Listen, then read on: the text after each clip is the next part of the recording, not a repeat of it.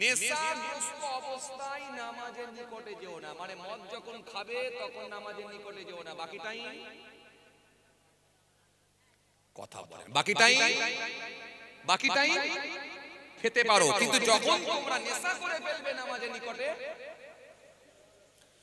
যখন এই আয়াতটা অবতীর্ণ হলো, কিছু সংখ্যক মানুষ তারা মদ খাওয়া বন্ধ করে দিলাম, আর মদ খাবো না, যার মধ্যে কোনো ভালাই নাই, যার মধ্যে কোনো উপকার নাই, যে জিনিসটা খেয়ে ফেললে নামাজের নিকটে যেতে বারণ করা হয়েছে, সুতরাং ওই জিনিসটা আর খাবো না। মদ খাওয়া তারা বন্ধ করে দিল কিছু মানুষ। কিন্তু কিছু মানুষ বলতে লাগলো, এটা তো সরাসরি ভাবে যখন হারাম হয় না, কেন মদ খাবো না, বরং একটা সময় বেছে নেওয়া হোক, কোন সময় খাওয়াটা হবে উপযুক্ত মদ খাওয়ার জন্য একটা টাইম বের করা হোক, একটা উপযোগী টাইম বের করে নেওয়া হোক, যে টাইমে মদ খাওয়াটা হবে বেটার। যেমন এখন কিছু যুবক ছেলেরা জানুয়ারি মাসটাকে বেছে নিয়েছে, ডিসেম্বর মাসটাকে বেছে নিয়েছে মদ খাওয়ার জন্য বেটার। কথা বলে এরা কিন্তু প্রফেশনাল ভাবে মাতাল নয়, এরা যে সর্বসময় মদ খায় তা কিন্তু নয়। জানুয়ারি মাসে খায় আর ডিসেম্বর মাসে খায়, পিকনিক করতে গেলে খায়। আবার কিছু ছেলে আছে দেখবেন বিয়ে বাড়িতে হালকা পাতলা খায়। কথা বলে হালকা পাতলা বিয়ে বাড়িতে খায়, আর একটু ভারী ধরনের খেলে সেটা জানুয়ারি মাসে খায়, সেটা ডিসেম্বর মাসে খায়, অন্য মাসে খায় না। আর কিছু মাথাল এমনও আছে দেখবেন যারা কন্টিনিউ কি দিন কি রাত বোঝে না, দিনে মদ খায়, রাতেও মদ খায়, সন্ধ্যাও মদ খায়, সর্বসময় মদ পান করে। এই জন্য মদ খাওয়ার মশলা খুব জটিল এসেছে, খুব কঠিন মশলা এসেছে।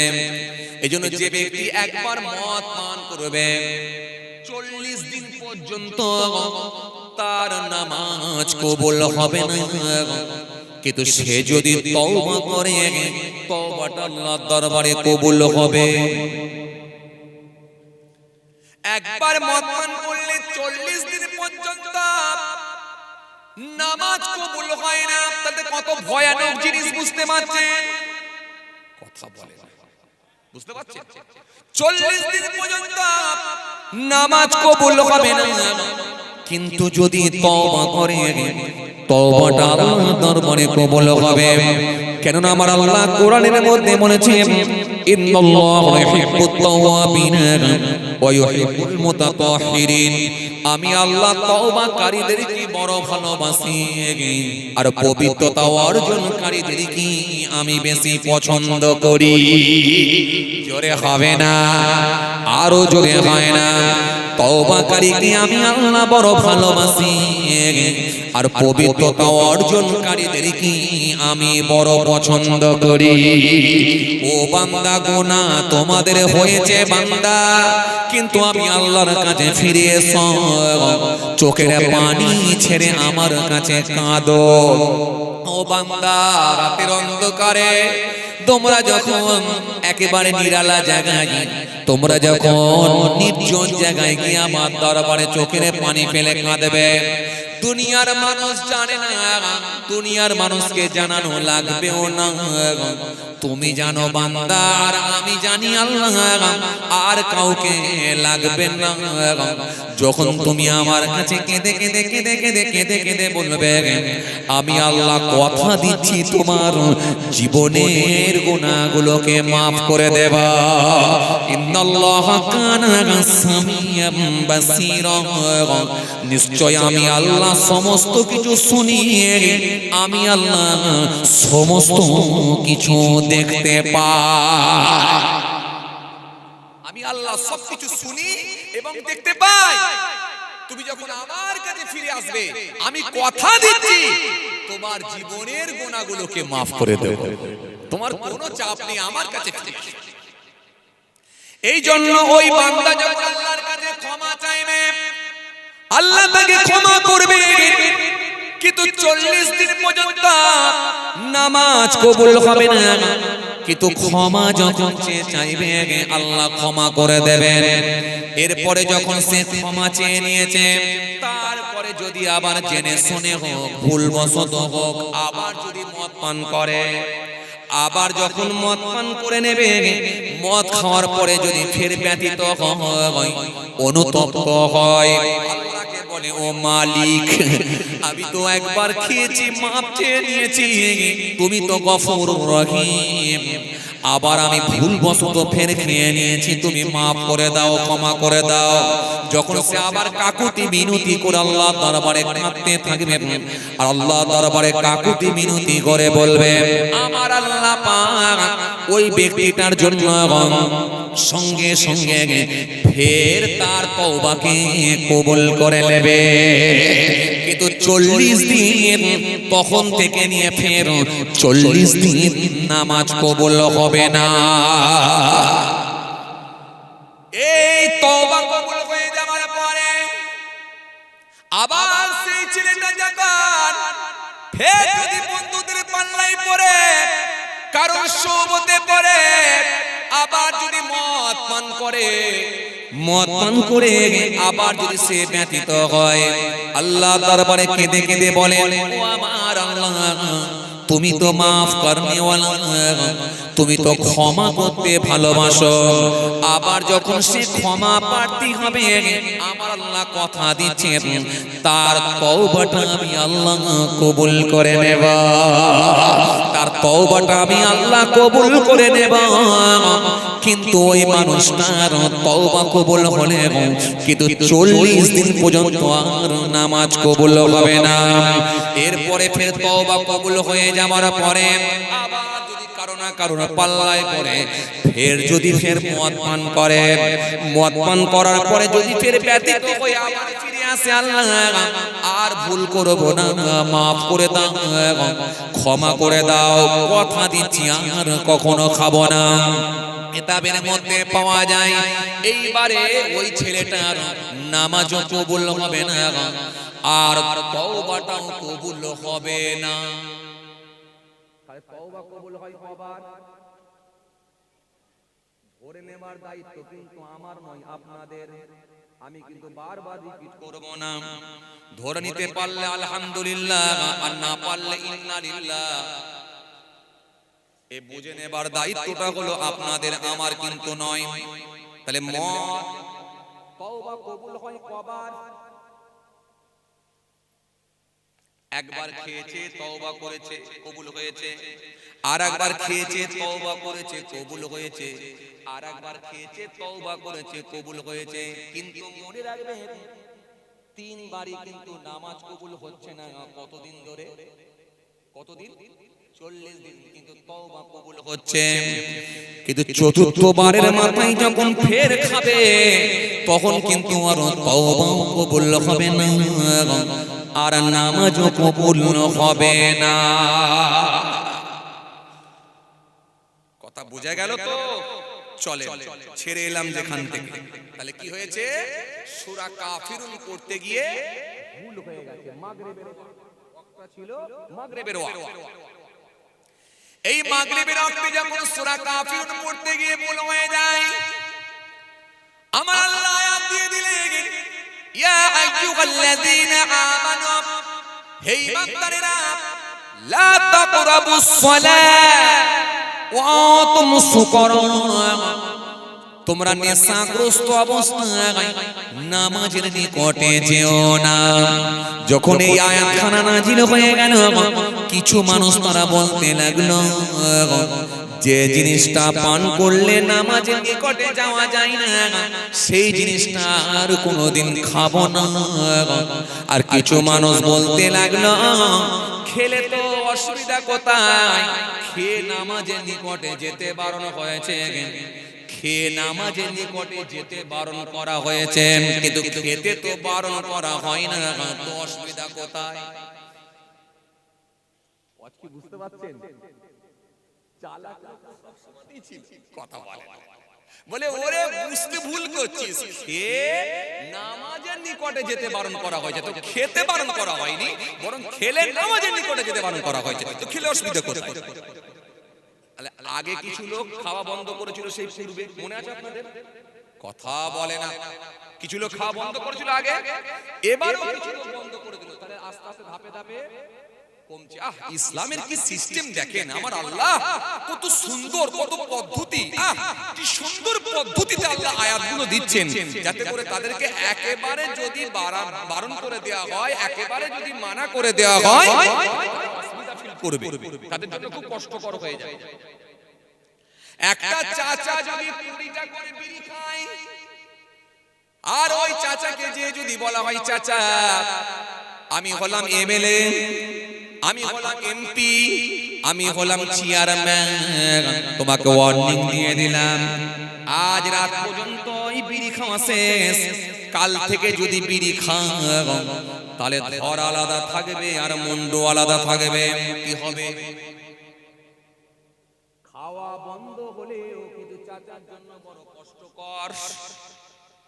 কথা বলে না, বড় কষ্টকর হবে কি হবে না? যে চাচাটা ফজরের নামাজ পড়তে যায় ঠিকই, কিন্তু বাথরুমে আগে বিড়ি টান দেয়, এটাও ঠিকই। কেন? কিছু কিছু মানুষের ধারণা আছে বিড়ি না খেলে পেট পরিষ্কার হয় না, এমনও চাচা আছে। কথা বলে আছে না? ও ভাই বসো না ভাই, দাঁড়িয়ে থেকে কি হবে? চলে যাওয়ার থেকে দাঁড়িয়ে থাকা ভালো, আর দাঁড়িয়ে থাকার থেকে বসে পড়া ভালো। হ্যাঁ, ভিতরে বসে যান, বসে, মাশাআল্লাহ ভালো লাগছে, বসে যান, আরাম করে বসে, আরাম করে বসে, আরাম করে বসে। হ্যাঁ, তাহলে খেয়াল করে লক্ষ্য করেন কি কথা বলছিলাম জানো? তাহলে ওই চাচাকে যদি বলা হয় কাল থেকে আর খেতে পারবে না, তাহলে চাচার জন্য বড় কষ্টকর হবে না? হবে না? বাবা কথা বলে না, বড় কষ্টকর হয়ে যাবে। কিন্তু চাচাকে যদি বলা হয় চাচা 20টা খেতে, আগামী কাল থেকে তুমি 10টা করে খাবে, 20টা করে খাওয়ার পারমিশন দেবো না, তখন চাচা বলবে যাক কমে গেল, রক্ষে করো বাবা, খাইতে তো পাবো, খেতে তো পাবো, যাক দিনে 20টা করে খেতাম, সেটা নয় 10টাই কাজ মেটাবো, কিন্তু যাক খুব একটা অসুবিধা হবে না। কিন্তু অসুবিধা কোথায়? চাচা প্র্যাকটিসের উপরে এবার করছে, এবার প্র্যাকটিসের উপরে চাচা ডিপেন্ড করছে, প্র্যাকটিস। আগে যেটা ঘন ঘন খেত সেটা একটু করে খাবে, কেন? 10টাতে কাজ চালাতে হবে। এখন কিছুদিন পরে যদি আবার ওই নেতা এসে বলে চাচা তুমি তো 10টা করে খেতে, এবারে তোমাকে 5টা করে খেতে পারমিশন দেওয়া হলো, আর 5টা তোমাকে বন্ধ করতে হবে, তখন চাচা বলবে বাবা যাক খেতে তো পাবো, কমে গেল তবু খাওয়া তো চালু আছে, অসুবিধা খুব একটা হবে না। তাহলে এর 3টে হয়, তারপরে যদি 2টো হয়, তারপরে যদি বলে আর খাওয়া যাবে না, তখন চাচার ছেড়ে দিতেও খুব একটা অসুবিধা। একটা সময় যখন ব্যাপক হারে মদ খাচ্ছে, আল্লাহ সরাসরি হারাম করলেন না, বরং আল্লাহ আয়াত দিয়ে একটু হালকা করে দিলেন, কমিয়ে দিলেন। এরপরও দেখা যায় যখন কিছু মানুষ তারাও খাচ্ছে আর কিছু মানুষ বন্ধ করে দিলে, এবং আল্লাহ ফের আয়াত দিয়ে বললেন নামাজের নিকটে যেও না। এই সময় যখন আবার কিছু মানুষ ছেড়ে দিল, আর কিছু মানুষ তারা মনে মনে ভাবলেন যখন সরাসরি ভাবে হারাম হয়নি তো ছাড়বো কেন, অন্য একটা টাইম বার করে নিই, যে কোনো একটা লম্বা টাইমে আমরা মদ খাবো, খালি নামাজের টাইমটাতে খাবো না। কথা শুনছেন? নামাজের টাইমটাতে খাবো না, বাকি টাইমে খেলে কি অসুবিধা আছে? বেছে নিল কোন টাইমটা লম্বা টাইম। অনেক ঘটনায় পাওয়া যায় ফজর থেকে নিয়ে জোহর পর্যন্ত লম্বা টাইম, এই টাইমটাকে তারা উপযুক্ত টাইম বলে মনে করেছিল, খাওয়ার ক্ষেত্রে উপযোগী টাইম, ব্যাস এই টাইমটাকে তারা বেটার টাইম বলে মনে করেছিল। ফজর থেকে নিয়ে জোহর পর্যন্ত লম্বা টাইম খাও, খেয়ে পড়ে থাকো, মোটামুটি অসুবিধা নাই, জোহর অনেক দেরি আছে। কথা শুনছেন? হ্যাঁ, কথা শুনছেন? ব্যাস এই মত চলছে। এত রনিয়া নওজওয়ান জওয়ানেরা, ইয়া মাহবুবকেরা, বাবারা শুনে গেলে এইভাবে যখন আমার আল্লাহ কমিয়ে দিচ্ছেন, এক ধাপ করে আমার আল্লাহ যখন কমিয়ে দিলেন, কমিয়ে দিয়ে আমার আল্লাহ মদ খেতে বারণ করলেন, এরপরে আল্লাহ সুন্দর করে আয়াত দিলেন। এরপরে আমার আল্লাহ পাক সুন্দর করে কোরআন শরীফের মধ্যে আয়াত দিলেন। আয়াত দিয়ে আমার তারপরে ঘোষণা দিয়ে বললেন, খবরদার তোমরা যেন মদ খেও না, খেও না, খেও না, খেও না।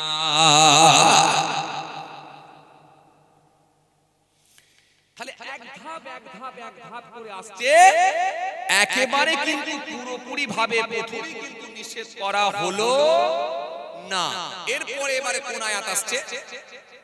তাহলে এখন আমি আপনাদেরকে যেটা বোঝাতে চাইছি, এখন অসীম বাবু যদি ভুলবশত কোরআনের সেই প্রথম আয়াতটাকে বের করে বলে, ইয়াসআলুনাকা আনিল খামরি ওয়াল মাইসির কুল ফীহিমা ইসমুন কাবীর ওয়া মানাফিউ লিন-নাস ওয়া ইসমুহুমা আকবারু মিন নাফিহিমা, এই আয়াতটাকে যদি অসীম বাবু বের করে বলে, কিংবা অসীম বাবুর মতো যদি কোনো মানুষ বের করে দিয়ে বলে, এই আয়াতে কোথায় কোরআনে হারাম বলা হয়েছে? আমার কথা মনে বুঝতে পারেননি আপনারা, বুঝতে পারছেন? এখন যদি প্রথমের আয়াতটাকে বের করে বলা হয়, এই আয়াতে কোথায় হারাম বলা হয়েছে, আমি চ্যালেঞ্জ করছি হারাম বলা হয়নি, হারাম বলা হয়নি। এই মুসলমান তোমরা যারা মদ হারাম বলছো, এটা ভুল কথা, ভুল কথা, ভুল কথা। এখন যদি বলে দেয় এই কথা, আর আপনাদের মতো সাধারণ মানুষ যারা শুনছেন তারা বলে, তো কোরআনের আয়াত করে বলছে রে বাবু, তাহলে কি ভুল বললো না ঠিক বললো? যেমন কিছু মানুষ বলছে, আরে কোরআনের আয়াত দিয়ে তো বলছেন মুশরিকদেরকে হত্যা করো, তাহলে এটা তো ঠিক না ভুল? আরে আছে না নেই, এইটাকে বল। তাহলে আপনাকে আমি কি বলতে চাইছিলাম, কোন পরিপ্রেক্ষিতে কোন আয়াতটা এসেছে এটা আগে আপনাকে বুঝতে হবে। সেটা বুঝতে গেলে সানে নজরুলটা পড়তে হবে। এই জন্য আপনাকে আমি মতটা একটা প্রসঙ্গ তুলে আপনাকে বোঝাচ্ছি। কিন্তু আপনি তো এইটা বললেন না যে এর পরে আরো আয়াত এসেছে, এরপরে তো আল্লাহ আরো আয়াত দিয়েছেন, এটা তো একবারও বললেন না যে এরপরে আল্লাহ পাক রব্বুল আলামিন আবার সুন্দর করে আয়াত দিয়েছেন, ইয়া আইয়ুহাল্লাযীনা আমানু ইন্নামাল খামরু ওয়াল মাইসির ওয়াল আনসাব ওয়াল আযলাম রিজসুম মিন আমালিশ শাইতান ফাজতানিবু লাআল্লাকুম তুফলিহুন। কিন্তু এই আয়াত তো বললেন না। তাহলে শেষের আয়াতটা যদি পড়তেন তাহলে ক্লিয়ার হতো, কিন্তু তা না ক্লিয়ার করে আপনি আগের আয়াতটাকে টেনে নিয়ে এসে বলছেন কোথায় হারাম আছে। ওয়াজ কিছু বুঝতে পারছেন? ওয়াজ হচ্ছে বুঝে নেবার জিনিস। আরে আপনাকে আমি চ্যালেঞ্জ করে বলছি, আপনি তো বাচ্চা মানুষ। কত বড় বড় মহান ব্যক্তিরা এলো কোরআনের ভুল বের করতে গিয়ে, তারা হাটফেল হয়ে গিয়ে কলেমা পড়ে ঈমান কবুল করলো। জোরে বলতে পারেন না সুবহানাল্লাহ?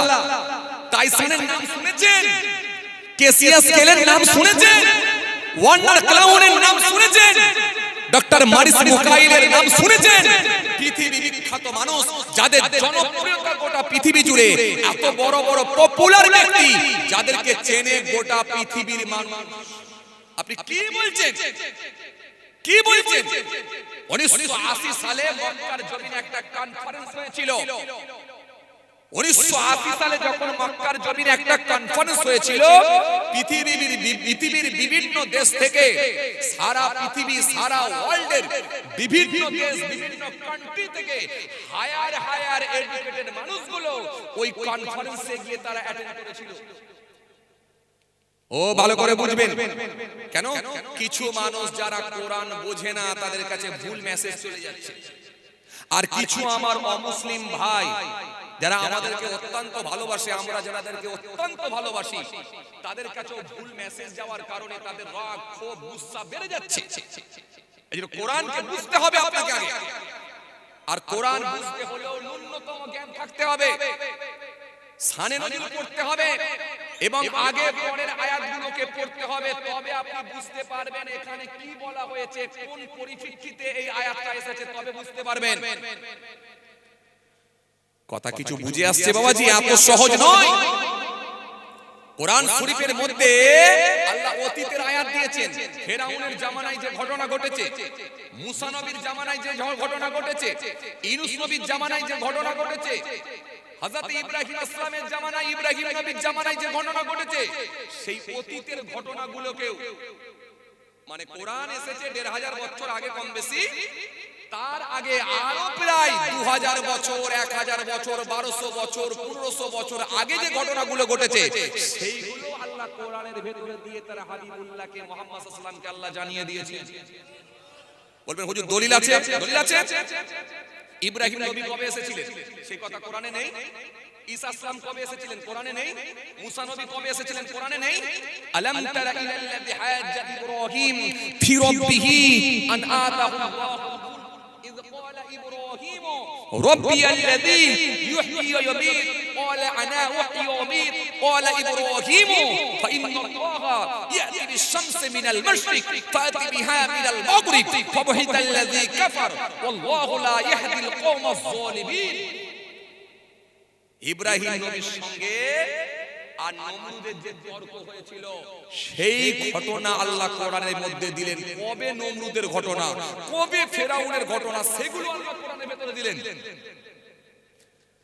আর আপনি বলে দিলেন সারা পৃথিবীর মুশরিকদেরকে হত্যা করো, এই আয়াত এসে গেছে, এবার তোমরা তৈরি হও, জাগো। সারা জীবন কি মানুষ জেগেছিল না ঘুমিয়েছিল? যদি ঘুমিয়ে থাকে লোকের ব্যবসা চলবে? আর কথা বলে না, কথা বলে না। ঘুমিয়ে যদি চাচ্ছে মানুষ মোটরসাইকেল চালাতে পারবে? লোকে যদি ঘুমিয়ে থাকে লোকের কারবার চলবে? লোকে যদি ঘুমিয়ে থাকে লোকে বাস চেপে যেতে পারবে? লোকে যদি ঘুমিয়ে থাকে লোকে ট্রেন চেপে যেতে পারবে? লোকে যদি ঘুমিয়ে থাকে লোকের বিজনেস চলবে? লোকে যদি ঘুমিয়ে থাকে লোকের মেয়ের বিয়ে হবে? লোকে যদি ঘুমিয়ে থাকে ফুটবল মাঠে ফুটবল খেলতে পারবে? আপনারা যা করছেন যেন মনে হচ্ছে সব লোক শুয়ে আছে, কেউ যেন মনে জেগে না। বাবা এমন করছেন যেন মনে হচ্ছে ২৪ ঘন্টায় রাত, সব ঘুমিয়ে আছে, জেগে নাই। সবাই জেগে আছে, আপনি আবার কি জাগাবেন? কথা কিছু বুঝতে পারছেন? চলুন আপনাদের সামনে আমি দুটো আয়াত বলেছিলাম, এর পরের আয়াতে আসবো, খুব ভালো করে বুঝবেন, খুব ঠান্ডা বেরেনে বুঝবেন। আপনাকে আমি বুঝাতে চাইছি। তাহলে প্রথমেও কিন্তু আয়াত আল্লাহ দিয়ে বললেন হারাম নয়, বরং উপকারের থেকে অপকারটাই বেশি। তারপরে আল্লাহ কি আয়াত দিয়ে বললেন নেশাগ্রস্ত অবস্থায় নামাজের নিকটে যেও না। তার মানে পুরোপুরি কিন্তু সরাসরি হারাম করলেন না। তাহলে হারামটা হলো কোন আয়াতে? এরপরে এখন আয়াত আছে। এইজন্য কোরআন বুঝতে গেলে সামান্য ন্যূনতম জ্ঞান থাকতে হবে। এইজন্য আমরা বাচ্চাদেরকে মক্তবে যারা পড়ে এই বাচ্চাগুলোকে কোরআন পড়া শিখতে বলি। আপনি জানেন কোরআনের একটা মাখরিজ যদি উল্টো তফাৎ হয়ে যায়, মাখরিজে যদি তফাৎ হয়ে যায়, উচ্চারণের যদি তফাৎ হয়ে যায়, তাহলে মানে উল্টো হবে। সিন শিন সোয়াদ, সোয়াদের উচ্চারণ আলাদা, শিনের উচ্চারণ আলাদা, সিনের উচ্চারণ আলাদা, জাল উচ্চারণ আলাদা, জা উচ্চারণ আলাদা। এই যে উল বড় কাফ লাম, উল মানে কি? বলো।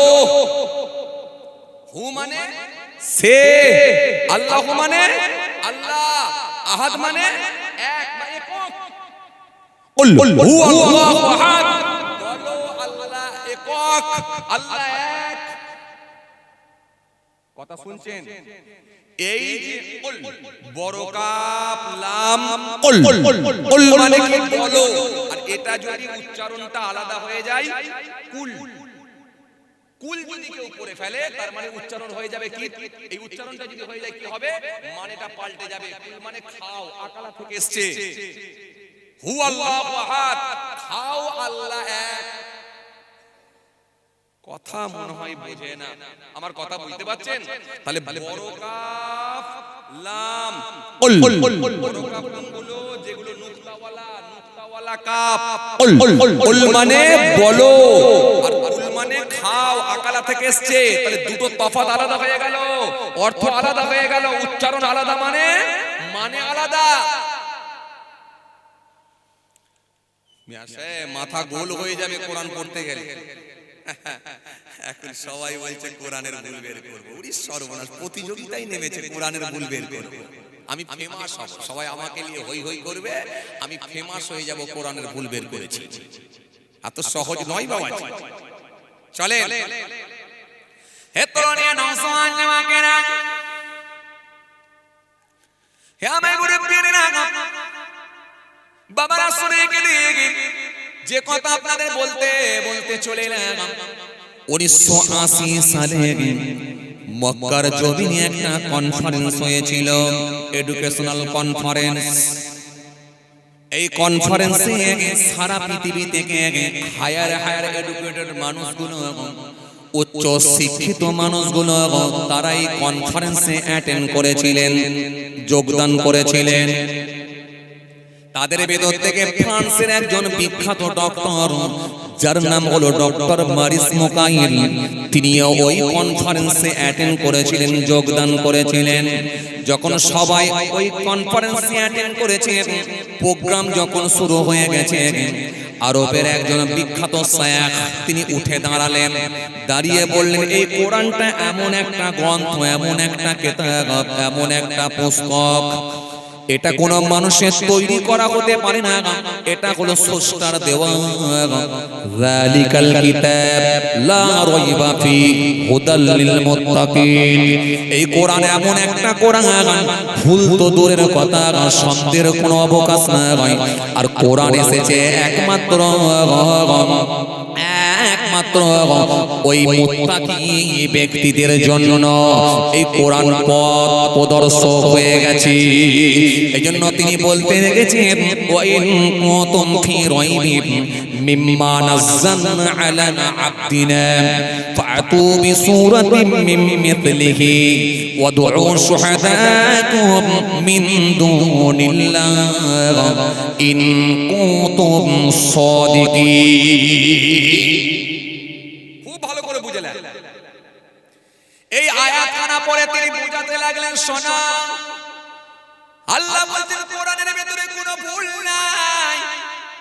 কোরআনের ভিতরে ভুল তো দূরের কথা, এই কোরআনের ভিতরে কোনো সন্দেহের অবকাশ নাই, কোরআনের ভিতরে কোনো সন্দেহ নাই।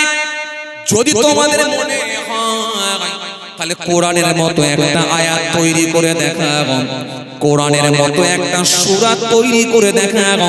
যদি তোমাদের মনে হয় কোরআনের মতো তোমরা সূরা তৈরি করে দেখাবো, যদি তোমাদের মনে হয় তোমরা যার খুশি সাহায্য নাও, এতে আমার কোনো অসুবিধা নাই। কেবলমাত্র আল্লাহর সাহায্য ছাড়া, আল্লাহর সাহায্য ছাড়া কোরআনের মতো তোমরা আয়াত তৈরি করে দেখাও, একটা সূরা তৈরি করে দেখাও, যার খুশি সাহায্য নাও, আমার অসুবিধা নাই। আমি আল্লাহ বললাম, আমি আল্লাহ বলি, শোনো, ইন কুনতুম সাদিকিন, যদি তোমরা সত্যবাদী হও। সৌদি আরবের বিখ্যাত শায়খ তিনি উঠে দাঁড়িয়ে যখন এই কথা বলেছেন, আল্লাহ কোরআনের মধ্যে চ্যালেঞ্জ দিয়েছেন, ভুল তো দূরের কথা, সন্দেহের কোনো অবকাশ নাই। যদি তোমাদের কোনো সন্দেহ হয়, কোরআনের মতো তোমরা সূরা তৈরি করো, আয়াত তৈরি করে দেখাও। পৃথিবীতে তোমাদের যার খুশি সাহায্য নাও, এতে আমার কোনো অসুবিধা নাই। আমেরিকার মানুষের হেল্প নেবে, অসুবিধা নাই। ব্রিটেনের মানুষের কাছ থেকে তোমরা হেল্প নেবে, অসুবিধা নাই। ফ্রান্সের মানুষের কাছ থেকে হেল্প নেবে, অসুবিধা নাই। আমেরিকার মানুষের কাছ থেকে হেল্প নেবে, অসুবিধা নাই। জার্মানির মানুষের কাছ থেকে হেল্প নেবে, এতে অসুবিধা আমার নাই। তোমরা যার খুশি সাহায্য নাও, কোনো অসুবিধা নাই। কিন্তু আমি আল্লাহ আমার সাহায্য ছাড়া একটা তোমরা কোরআনের সূরা তৈরি করে দেখাও। আমি আল্লাহ বলছি, ইন কুনতুম সাদিকিন, যদি তোমরা সত্যবাদী হও।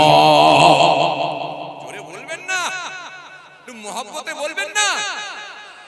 ফ্রান্সের বিখ্যাত সার্জন মোমেস স্পেশালিস্ট ডক্টর মারিস মোকাইল সঙ্গে উঠলেন।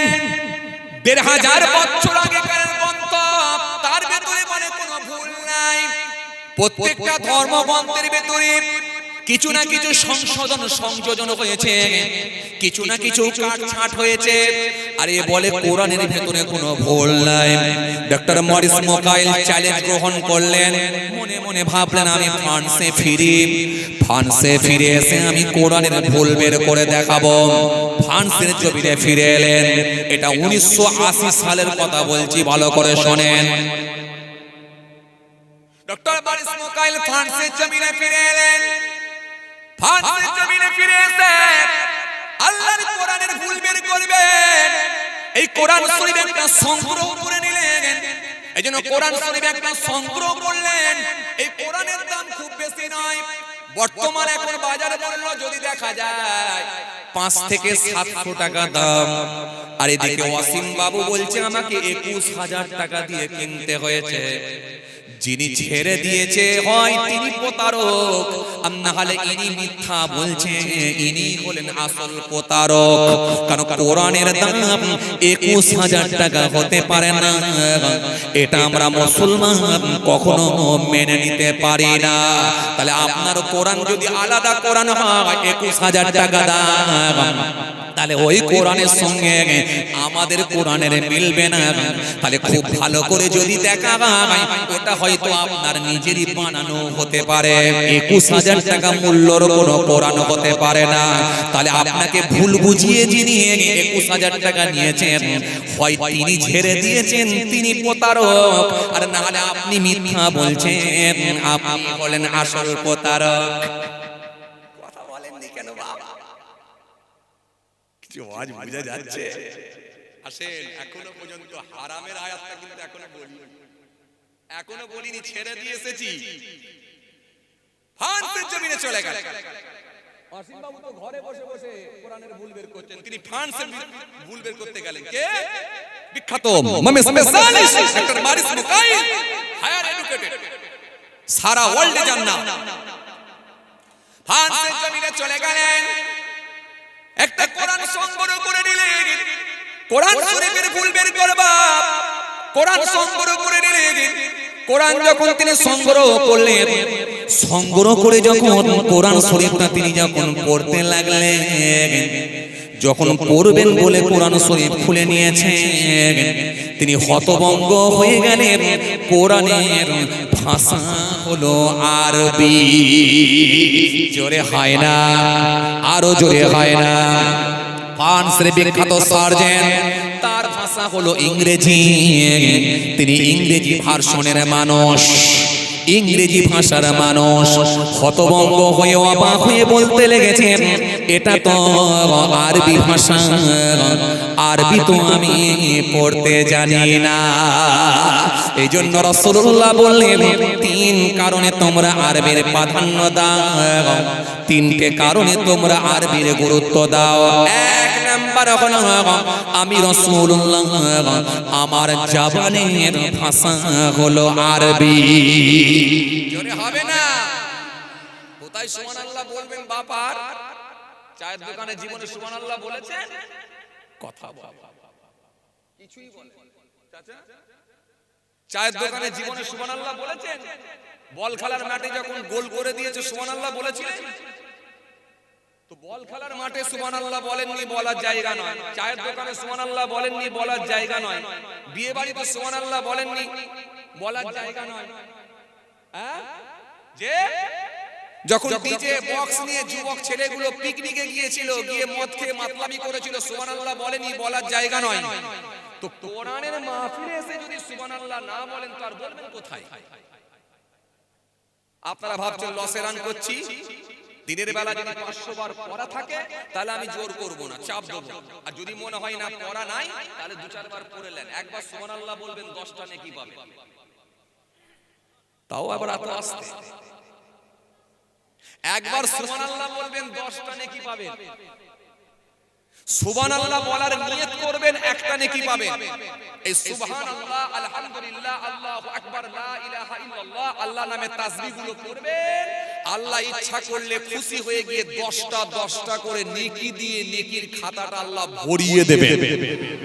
যদি মনে হয় প্রয়োজন আছে তো পড়ে নেন, লস হবে না, লাভ আছে। একবার মহব্বতে সুবহানাল্লাহ। আসেন। খেয়াল করেন বাবাজি আমার ভাইরা, যে কথা আপনাদের বোঝাতে চাইছিলাম, খুব ঠান্ডা বেরানে বোঝে। কোথা থেকে ছেড়ে এলাম জানো আপনাদের? মনে আছে আপনাদের?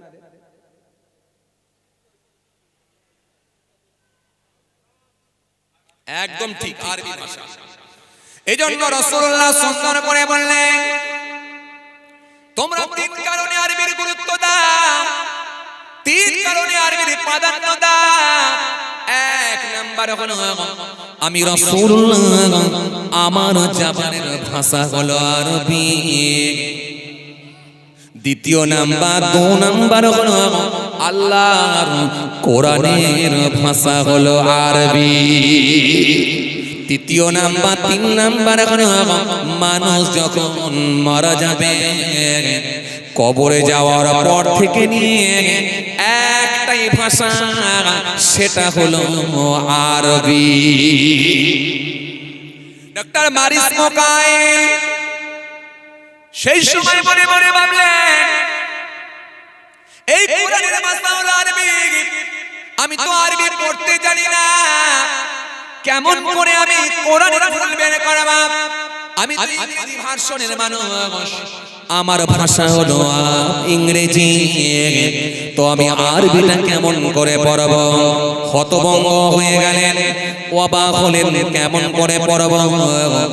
যদি আমি পড়তে না পারি, ভুলটা কেমন করি বার করব? যোগাযোগ করলেন সৌদি আরবের বিখ্যাত শায়েখের সঙ্গে, যোগাযোগ করলেন বিখ্যাত শায়েখের সঙ্গে, যোগাযোগ করলেন সৌদি আরব।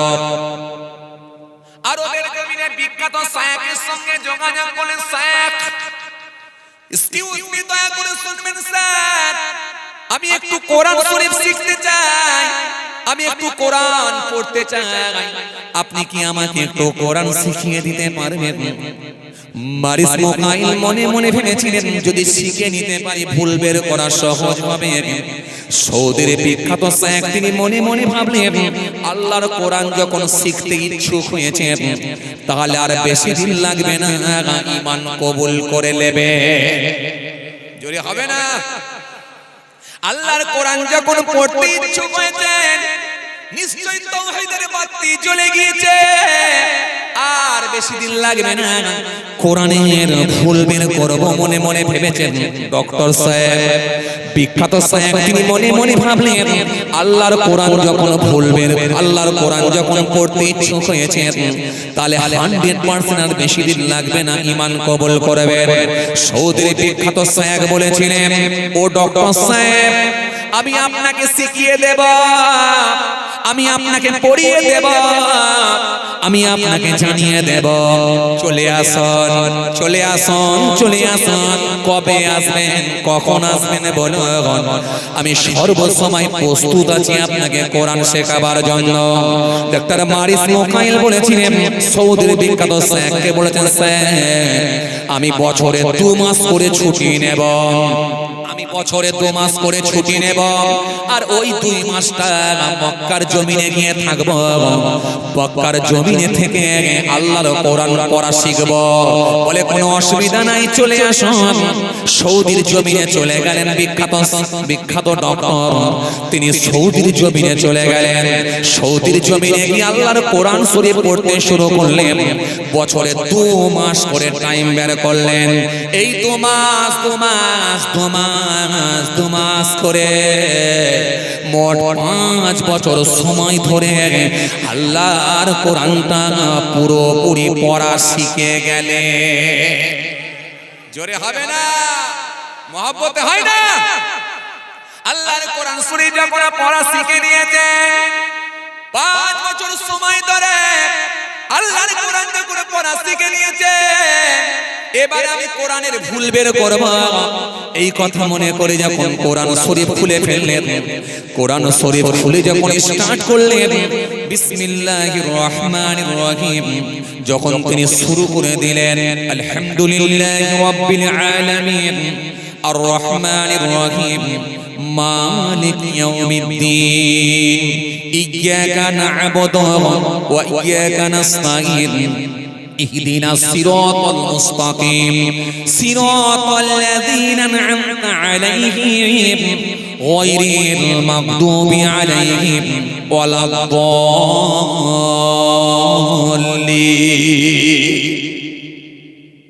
আলহামদুলিল্লাহি রাব্বিল আলামিন। সমস্ত প্রশংসা সে আল্লাহ তাআলার জন্য যিনি সারা জাহানের রব, আর রহমান রহিম, তিনি বহুত মেহেরবান দয়ালু, মালিক ইয়াউমিদ্দিন, বিচার দিনের মালিক। জোরে হবে না? ইয়্যাকা না'বুদু, আমরা শুধু তোমারই ইবাদত করি, ওয়া ইয়্যাকা নাস্তাইন, তোমারই কাছে সাহায্য চাই। ইহদিনাস সিরাতাল মুস্তাকিম, তুমি আমাদেরকে সহজ সরল পথ দেখাও। সিরাতাল লাযীনা আন'আমতা আলাইহিম, ওই সব লোকেদের পথ যাদেরকে তুমি নিয়ামত দিয়েছো। গায়রিল মাগদুবি আলাইহিম ওয়ালাদ-দাল্লিন, যাদের উপর গজব পড়েনি, যারা পথভ্রষ্ট হয়নি। যখন এই কোরআন শরীফটা পড়া শুরু করলেন, কোরআনের আয়াত পড়া যখন শুরু করে দিলেন, বিসমিল্লাহির রহমানির রহিম দিয়ে স্টার্ট করলেন। সূরা ফাতিহা শরীফ পড়লেন, সূরা ফাতিহা শরীফ পড়লেন, সূরা বাকারা শুরু করলেন। এই কোরআন যখন ঝড়ের মতো পড়ছেন, যত দূর আগায় তার ভাবনা পাল্টায়, যত দূর আগায় তার চেতনা পাল্টায়, যত দূর আগায় তার চিন্তা ধারাটা পাল্টে যায়। এই কোরআনের ভেতরে কি নাই? মা বাপের খেদমত। এই কোরআনের ভেতরে কি নাই? প্রতিবেশীর হক। এই কোরআনের ভেতরে কি নাই? আত্মীয়র সঙ্গে সুসম্পর্ক। এই কোরআনের ভেতরে কি নাই? চাষ কেমন করে করব। এই কোরআনের ভেতরে কি নাই? ব্যবসা কেমন করে করব। এই কোরআনের ভিতরে কি নাই? রাস্তা দিয়ে কেমন করে হাঁটব। এই কোরআনের ভেতরে কি নাই? পাহাড় পর্বতের কথা। এই কোরআনের ভেতরে আছে পাহাড় পর্বতের কথা। এই কোরআনের ভেতরে আছে সাগর উপসাগর মহাসাগরের কথা। এই কোরআনের মধ্যে আছে চাঁদের কথা। এই কোরআনের ভেতরে আছে তারার কথা। এই কোরআনের ভেতরে আছে হাওয়ার কথা। এই কোরআনের ভেতরে আছে গ্যালাক্সির কথা। এই কোরআনের ভেতরে আছে নবমণ্ডল ভূমণ্ডলের কথা। পাহাড় পর্বত নদ নদী বন বনানি এম্পোলাসি অ্যাস্ট্রোলজি ভুটানি গ্যালাক্সি সবই তো আল্লাহ কোরআনের মধ্যে দিয়ে দিয়েছে। জোরে হয় না? আর জোরে হয় না? এই কোরআন যত দূর যায়, কোরআনের গভীরতায় যত পৌঁছায়, তার ভাবনাটা আলাদা হয়ে যায়, চিন্তাধারাটা আলাদা হয়ে যায়, তার চেতনা পাল্টে যায়। শেষে সে হার মেনে নেয়। কোরআনের মধ্যে কোনো ভুল নাই। আর নিশ্চিত ভাবে এটা মানুষের তৈরি করা নয়। এটাই হলো মহাগ্রন্থ, এটাই হলো মালিকের বানানো আল্লাহর কালাম। এর উপরে কোনো ধর্মগ্রন্থ হতে পারে না। শেষে আর থাকতে না পেরে সেই কোরআন শরীফ পড়ে ঈমান কবুল করে নিলে। জোরে হবে না? আর একটু মহব্বতে হয় না? এই কোরআনে শরীফ পড়ে কালেমা পড়ে ঈমান কবুল করে নিলে। আগে নাম ছিল ডক্টর মারিস মোকায়েম, পরে নাম দিলেন ডক্টর সুলাইমান। হেরে খেপা, তুমি বোঝো না কোরআনের ভুল বের করবে। কোরআনের ভুল বের করার মতো ক্ষমতা কারোর হয় না, হবে না। এজন্য চ্যালেঞ্জ দিয়েছে আল্লাহ, যে ভুল ধরতে আসবে সেই ঈমান কবুল করে নেবে। আগে একটা ছেড়ে দিয়েছি, কোথা থেকে ছেড়েলাম বলেন দেখি? কথা বলে না, কোথা থেকে ছেড়েলাম? কি প্রসঙ্গ নিয়ে বলছিলাম? ভুলে গেলেন আপনারা? এত শিগগিরই ভুললে বাড়ি পর্যন্ত যাবে কি করে? কাল না কালে ভুলবেন, ঠিক আছে, আজ বাড়ি পর্যন্ত নিয়ে যান। কি বলেন? অন্তত বাড়ি পর্যন্ত নিয়ে যান। কোন জায়গায় ছেড়ে এলাম নালে ভুলে গেছেন বাদ দেন, কিন্তু প্রসঙ্গটা কি ছিল সেটাও কেন ভুলে যাবে? কি প্রসঙ্গ নিয়ে বলছিলাম সেটা কেন ভুলে যাবেন?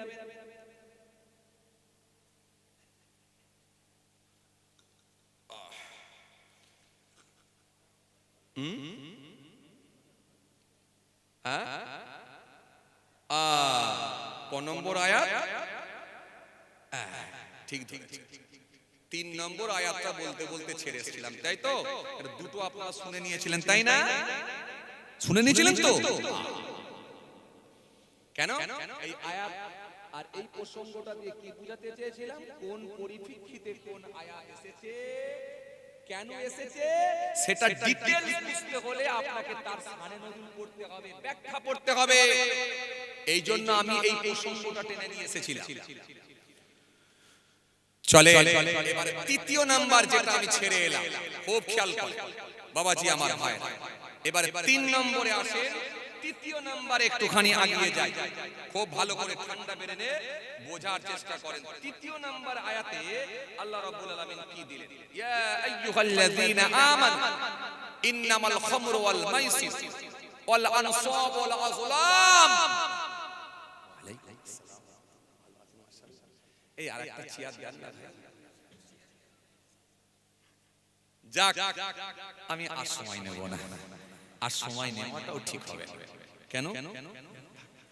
থাক, আবার আল্লাহ নিয়ে এলে কোনোদিন আলোচনা হবে ইনশাআল্লাহ। মোটামুটি আপনারা লাইনটা বুঝতে পেরেছেন না পারেননি? কেন? এই যে পরপর দুটো আয়াত বলেছি, 3 নম্বরে আবার একরকম আয়াত, 4 নম্বরে আরেক রকম আয়াত। এই যে পরপর আল্লাহ আয়াত দিয়ে শেষে কিভাবে হারাম হলো এটা বোঝাতে চেয়েছিলাম। তো যাক, আল্লাহ যদি ফের কোনোদিন ইনশাআল্লাহ সুযোগ দেয়, বাকি অংশটা বোঝাবার চেষ্টা করব ইনশাআল্লাহ। সবাই আমার জন্য দোয়া করবেন, আমিও আপনাদের জন্য দোয়া করি।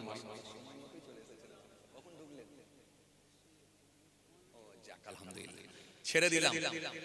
আল্লাহ নিয়ে এলে আবার আলোচনা হবে ইনশাআল্লাহ। সবাই আমার জন্য দোয়া করবেন। বাবা, পীরের আওলাদ হিসাবে কিছু কথা বললাম, আপনারা রাগটা করলেন নাকি? এই মনে কষ্ট করেননি তো?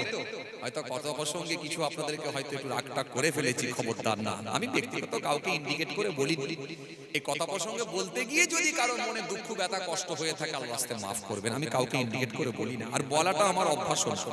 যাই হোক, ছোট হুজুরের নাতি পিননগর হুজুরের পৌত্র, আপনাদের ছেলে গুনাহগার এসেছিলাম, কিছু সময় আলোচনা করলাম। আল্লাহ যদি ফের কোনো সুযোগ দেয় ইনশাআল্লাহ আলোচনা হবে। এখন আপনাদের সামনে আলোচনা করবেন জনাব হযরত আলহাজ মাওলানা রফিকুল ইসলাম জাফরি সাহেব। মাশাআল্লাহ, সকলেই আপনারা চেনেন, আলহামদুলিল্লাহ, খুব পরিচিত মুখ।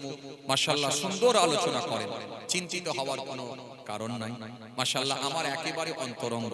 মাশাআল্লাহ, খুব ভালোবাসার ভাই। আলহামদুলিল্লাহ, আপনাদের সামনে আলোচনা করবেন ভাই। আপনারা সকলে আলোচনা শ্রবণ করেও শেষ দোয়া করে যাবেন। এরপরে পরিপুরা শরীফ থেকে আমার ভাই আসবেন, আলহামদুলিল্লাহ, আমার ছোট ভাই, আমার মামাতো ভাইজান, তিনি আসবেন, তিনিও আলোচনা হবে ইনশাআল্লাহ। মাশাআল্লাহ, সারা রাত ওই ভোর মানে 3টে 3:30 পর্যন্ত হবে। আচ্ছা, যাক, 2টো 2:30 এরকম হবে, খুব বেশি নাই। যাক, মাশাআল্লাহ, সবাই পরপর চলে আসবেন, চিন্তিত হওয়ার কোনো কারণ নাই। আমি অসমাপ্ত বক্তব্যকে সমাপ্তির দিকে আগিয়ে দিচ্ছি। আল্লাহ নিয়ে এলে ফের কোনদিন আলোচনা হবে। সকলে একবার উচ্চ আওয়াজে তাকবীর দেন, নারায়ে তাকবীর। আরো জোরে দেন, নারায়ে তাকবীর। আওয়াজ দেন, নারায়ে তাকবীর। সিলসিলা মুজাদুল জামান দাদা পীরের হক সিলসিলা, নারায়ে তাকবীর। মাশাআল্লাহ, সবাইকে মহব্বতে সালাম দি, আসসালামু আলাইকুম।